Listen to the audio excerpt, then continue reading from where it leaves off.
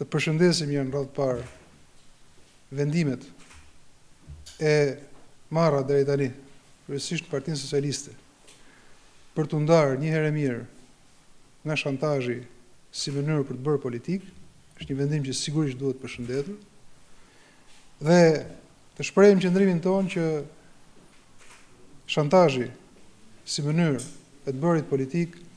mbetet për Lëvizjen Socialiste për Integrim si gjithmonë mënyra më e pa pranueshme.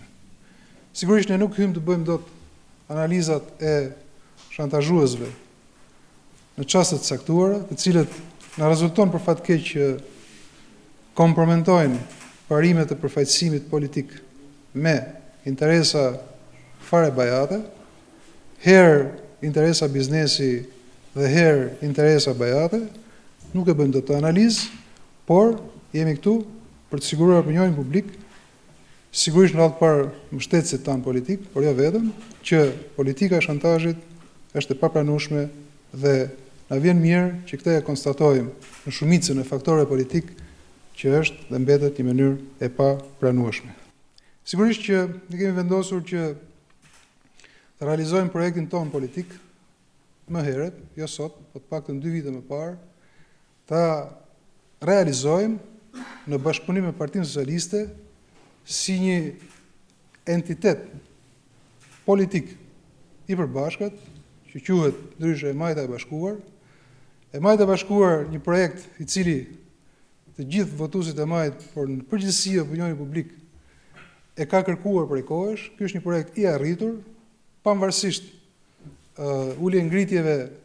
individuale, theksoj individuale, asgjë s'është institucionale. Sidoqoftë, ky mbetet projekti më i rëndësishëm për ne për të realizuar të gjithë projektet politike që ne, për cilat ne jemi votuar dhe është e sigurt që do votohemi në shumicë, siç është votuar gjithmonë e Majta shqiptare, LSI-ja, Partia Socialiste e kështu me radhë gjithë partitë tona që e përbëjnë këtë unitet politik. Mbështesim gjithashtu, jam këtu sot pra për të mbështetur gjithashtu edhe qëndrimin e prerë, të qartë dhe si asnjëherë tjetër më parë, të dhënë apo të emetuar dje nëpërmjet përfaqësive diplomatike të Shtetet Bashkuara dhe të Bashkimit Evropian, ku mbështetet kjo vendimarrje e politikës shqiptare për të ndarë, e theksoj në tekst, duke cituar, nga krimi dhe nga persona të inkriminuar. Fjalë to që vijnë nga deklarata e këtyre qëndrimeve, të cilët ne jemi 100% dakord. Kemi qenë dhe do mbetemi në anën e partnerëve ndërkombëtar. Sigurisht na vjen keq që nuk gjejmë dot një unitet në të gjithë rrallët e partive politike në këtë vend, që në vend që jemi sot duhet të ishim në anën e antikrimit, në anën e partnerëve euroatlantik, sot gjendemi në histori thashë themesh, në vorbulla mediatike që stisen për interesa të caktuara, kryesisht sponsorizohen nga ish drejtues apo drejtues të Partisë Demokratike, të cilat në vite kanë mbijetuar në pushtet për fatin e keq pa vota, por me përçarje. Dhe kjo është ajo që ka ndodhur, dhe sigurisht që projekti i Majtës së Bashkuar është tmerri i këtyre përçarësve që kanë sunduar për fatin e keq pa mbështetjen e elektoratit shqiptar. Sigurisht që ne jemi këtu për të siguruar që si koha e përçarjes, ashtu edhe koha e përçartjes kanë marrë fund bashkë me të përçarturit që flasin tym në kushtet e paranojës, në kushtet e smundjeve të thella psiqike, të cilat sa na takon ne si LSI nuk marrin përsipër t'i kurojmë, sepse kemi vendosur të ruajmë rregullat e higjienës mendore, duke mos u marrë me këto lloj insinuatash paranojake. Nuk shërojmë dot asnjë paranojak, është e pamundur ta shërojmë. Fakt është që ka shumë sot në rrugët e Tiranës dhe Shqipërisë